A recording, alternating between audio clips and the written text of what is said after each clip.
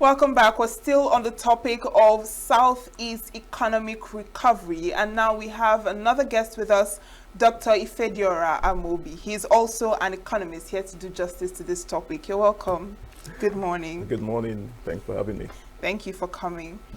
Now, I want to get your thoughts on how you see the current economic realities of the Southeast and what you would say are the fundamental issues that must be addressed. Okay. The Southeast economy is primarily driven by entrepreneurship, enterprise. We've had, business people in different age categories opening shops, doing business, importing, exporting. So it's been mostly entrepreneurship. We've had the Iba Boy model that others are trying to emulate, which we even have to improve upon, as we go along. So that drives the economy. We're also manufacturers in various ways, as well as traders, like I said. And so that is basically what our economic nutshell has been. Other areas like manufacturing, agriculture, etc., play a key role in the economy of the Southeast. Now, how is that composed, or what really drives it? The people. We drive it. Our human capital is very, very crucial, as well as we take full advantage of our kindred abroad. So diaspora funds that come in, the remittances, also plays a key role in shaping the economy of the Southeast.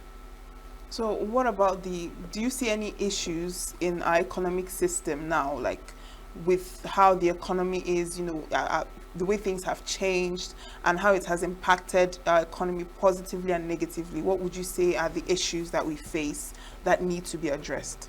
Well, in an ever-changing world, and the world is changing, the Nigerian landscape is also changing. The Nigerian economy, which is a larger reflection of the Southeast economy, is undergoing changes. We're introducing new areas like, the creative sector, the blue economy. These are all new areas, livestock, ministry, etc.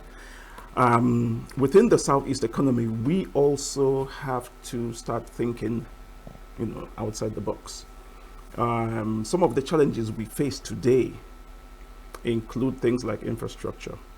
We still don't have the essential infrastructure required to grow the economy: power, roads, housing, etc. Because if you take, for instance, agriculture, if we can't move our produce from the farms to the market without all the obstacles that we experience along the road, it becomes an issue. Things like power, electricity, we still provide our own electricity, we still invest in generators, we still sink boreholes to provide our own water just to get our small industries running. We provide our own security. So there's a lot of challenges that we face in that area. So we have infrastructure, we also have insecurity, which is not only a national problem or issue or topic of discussion today, but also a Southeast peculiar issue with what has happened in the past week, the Nnamdi Kanu issue and all that. There's a bit of trepidation in terms of how is that going to snowball into the Southeast, and how is it going to affect the economy and businesses within the Southeast. Are we going to see unrest? Are we going to be violent? Or is it going to be business as usual? Nobody seems to know yet. There's still that uneasy calm right now. And so those are some of the challenges that we face. And then, of course, financing, funding. Regions like the Southwest have, good access to funds for reasons, best known to them. We have to also, dig deeper into trying to ensure that our people, our small businesses, have access to capital, and because that is what will help them grow and expand and grow the economy of the Southeast. So now you've mentioned a number of challenges, but what do you think is the reason behind, these challenges coming up in the first place? Well, if I take the first challenge that I mentioned, which is infrastructure, why don't we have adequate infrastructure? It's leadership. It's, not prioritizing, what we regard as essentials. So, and then there's also the issue of course, corruption and mismanagement and embezzlement of funds and diversion of capital, etc. So that in itself is the problem of infrastructure. For insecurity, I mean, we all know, why the place is insecure, and all the fingers being pointed, both on the private side, of course, on the government side, and various groups. When it comes to funding, most of our people still don't believe that they have to borrow to grow. So when you're telling the average small business person or the average business person in the Southeast, oh, go and borrow, they're like, let me save up my own and then I'll just grow within my own space. It has its advantages, it also has its disadvantages, because you don't scale high, faster and be comparatively competitive with your own colleagues in other regions. So those are some of the causes of these challenges. Now, this thing you said about borrowing, don't you think that because of the high risks involved in borrowing and the uncertainty about whether they can pay back what was borrowed is also a factor that is hindering them from taking that step to improve their businesses? To a large extent it is. However, before you borrow, and this is where outfits like, that are called business development organizations, they are, BDOs in various areas, and these are outfits that work, they handhold small businesses, help them put together business plans, help them register their companies, help them, do feasibility studies, etc. And so before I go out to borrow, a BDO, if I have one that I'm working with as a business person, would have already done the groundwork for me and said to me, okay, these are areas that your goods can move faster within. Or this is an area where you can diversify your business into that is, fast moving. If you borrow X amount and put it here, chances are you will get your return quicker and you'll be able to pay back, and you would have grown your business a certain percentage and of course increase your bottom line. And so businesses don't just borrow for borrowing's sake. They don't just borrow because the money is there. They borrow because there's value added. They're adding value to their business. And so you don't borrow to throw a party or to, buy a new car, etc. You borrow because you want to put it into a venture that will give you a rate of return.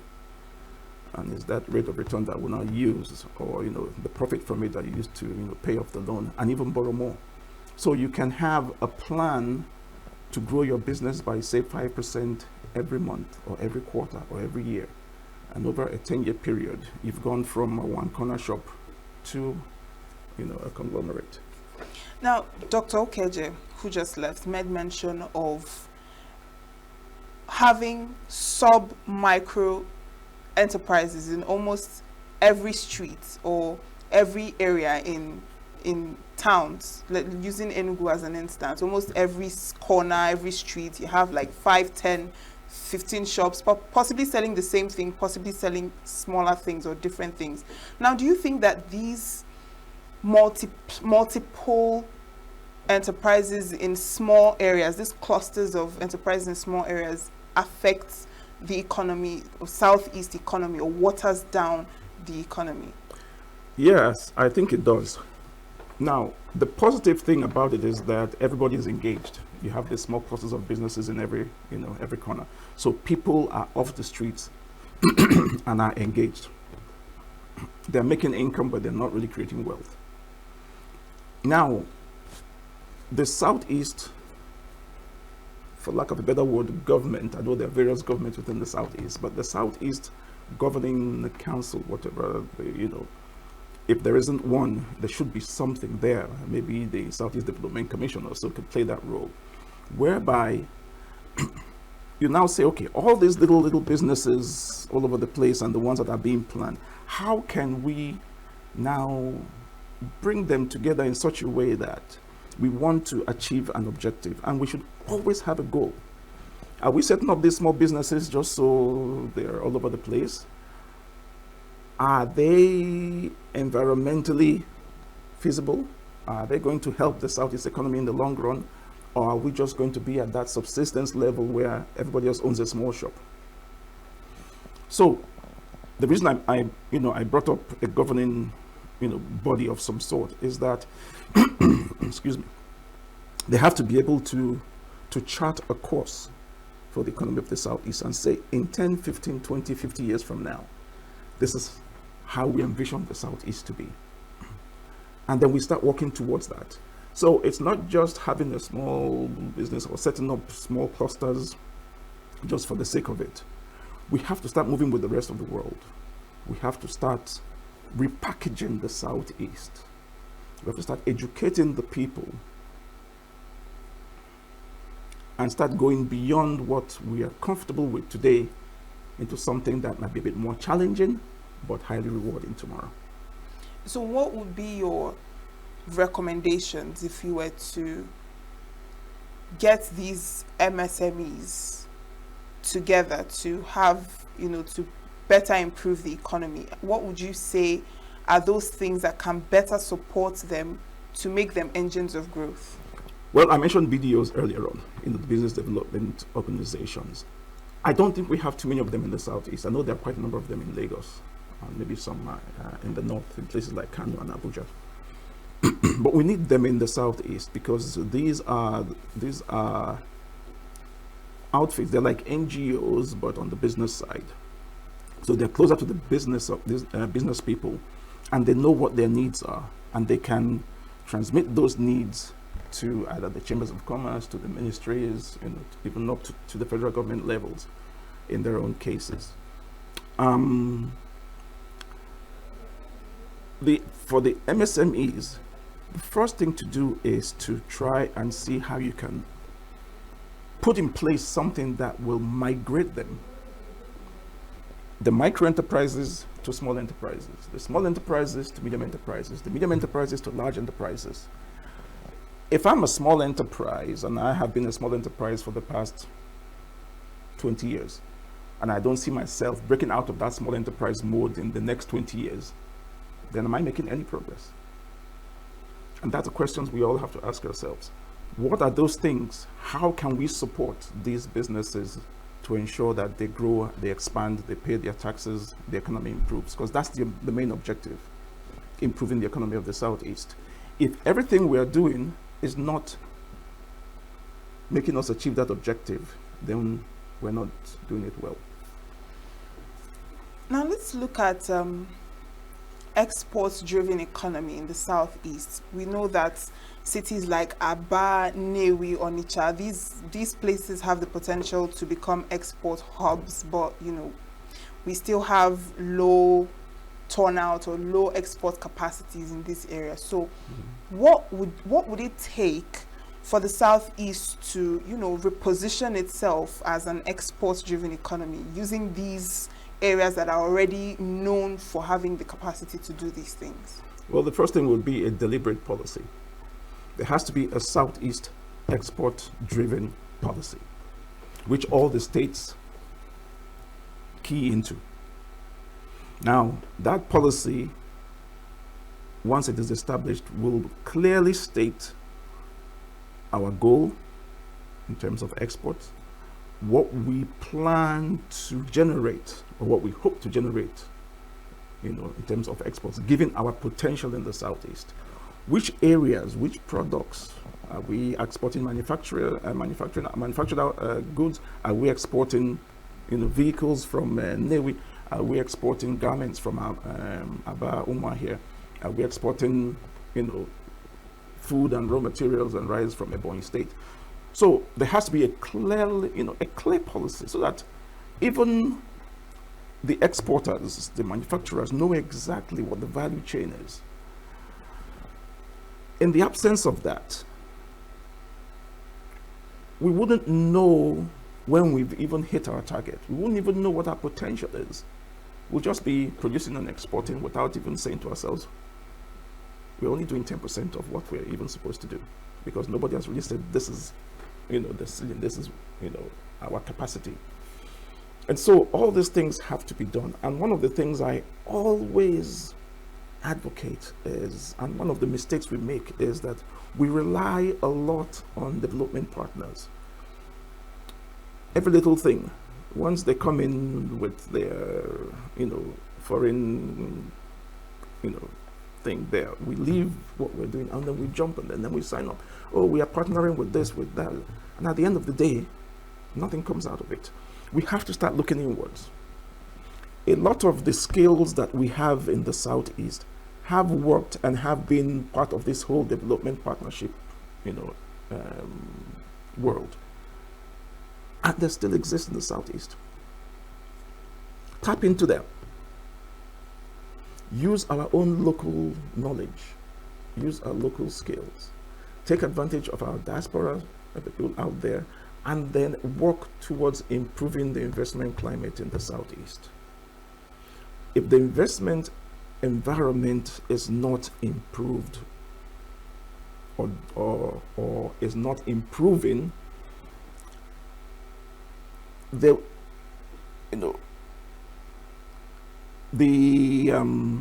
investment climate in the Southeast will not be conducive enough for investors to come in. And how do you improve the investment climate in the Southeast? First of all, you tackle insecurity. Investors will not come in where the environment is not secure. So however it should be done, whether it's forest guard, luckily, even though it's still not clear where the government stands on this, the president announced that, open grazing will no longer be in effect.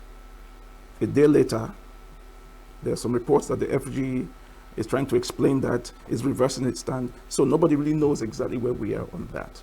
But we have to secure our borders in the Southeast somehow. We have to be able to know where things are, because if you don't have a starting point, you will not know, in which direction you're moving to. And so, improving the investment climate, ensuring that the Southeast is secure, ensuring that we have enough skills, education is good. And then data. Data is neither here nor there. If you ask anybody, so how much cassava do we produce? They can't even give you a range. How much yams do we produce? What is our potential? We can be doing 1,000 tons of cassava today. Do we have the potential to even produce 2.6 million? So we need this information, and it is that potential that will now make the average person say, I'm not even doing enough. I can do more. I can grow. I can expand. Then the appetite to now borrow and seek funding now becomes relevant to the person. That's the value that's added. Otherwise, they will ask you, why am I borrowing? What do you say? You're borrowing because here is a huge pool of opportunity that you're not even tapping into. If you take 100 million naira, you can make 1 billion. And when you now showcase it, and the person understands, you're like, and you're like, yes, it's been sitting there. And that's why when you look at all the funds that have been coming in, that both from the federal government, from the central bank, even at zero interest, people from the Southeast don't take advantage of it, because it's the same mentality. Why am I borrowing? You're not borrowing. These are grants. These are funds that you can just grow your business. It's for the Christmas time.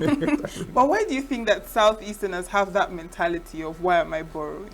Well, first and foremost, we grew up with this impression that you have to raise yourself from your own bootstraps, right? And so if it's known that, you got this because somebody gave you money, in your mind, it waters down your relevance. So you want to show that you're the, Omo Kachie, I'm the one who did this, from scratch. But no. Big businesses go out there and say, listen, what even gives you that relevance is your plan. I have this huge plan and it can work. Why do companies like MoneyPoint and all these other guys, young people in the fintech sectors today, why are they making it big? It's not because they had money initially, but they had a plan and they went and they sold their plan to a venture capitalist who gave them money. And today, everybody's happy. It's a win-win. I'm not saying that all plans will work, but at least have something, make it watertight, and go for it. And chances are you'll smile at the end of the day. Now, from your observation and from your knowledge, when you look at how the Southeast is doing economically and the efforts and the moves that have been made, at different points to help, would you say that the Southeasterners as a people are doing well or are doing enough? And would you also say that the Southeast government and the Southeast governors are also doing enough to help boost the economy? Well, there are two things now, two distinct things. There's the economy of the Southeast, and there's the economy of Ndibo, the Southeasterners. Now, the economy of the Southeast is the domestic economy. However you measure it, if it is X value Naira, this is the economy of the Southeast. This is the economy of the Southeasterners. It is X exponential, because a lot of the Southeasterners make their money outside the Southeast. And so a lot of our big, huge billionaires don't make their money in the Southeast. They don't even reside in the Southeast. And so the question now is, how do you bring some of that back in? What role, like you mentioned, would the state government play? How much do they even trust government to even bring their money through government? How secure is the Southeast for them to invest their funds in here? We have one thing going for us, and the thing is that because in a place like Lagos, with all these demolitions and the Lagos Calabar coastal road and everything going on, and Ndibo saying, hi, what's going on in Alaba, in this and that, let's start thinking home. That could be, a panacea that can help pull funds, more funds back into the Southeast. But the key thing is that we have to think beyond what we have now. Enugu Airport is, for instance, is a passenger airport. Can Enugu Airport be expanded to include other things? How could it link with Imo, with Anambra, with Ebonyi Airport? How can all this now become, an aviation hub? Can the Southeast be an aviation hub? Can we start doing cargo? Can we start, we need a think tank. We need to sit down and just think outside the box. It might sound ridiculous at first, but as ideas are thrown up and are being debated, they're also being streamlined to something that is workable. And before you know it, we can have something that we can say, this could actually work. Enyimba City in Aba, the new development, the 9th Mile industrial zone, the Anambra industrial hub that is being put together. How do you link these together? How is it going to grow the economy of the Southeast? How is it even linked to the Onitsha River Port? How can we use that? How can we use Uguta Lake? How, there's so much we can pull together infrastructure-wise, that if we get it right with rail and so on, transportation hub, we can take this Southeast economy that's about $20 billion today and make it 20 trillion in the next 10 years. And it's possible. Well, Dr. Amobi, I mean, it seems that we do have a lot to do as a people and even the government as well, particularly when it comes to Southeast economy and recovering it to what it used to be and even better, you know, in the coming years. But thank you so much for being a part of this conversation and coming. It's a pleasure to have you. Thanks for having me.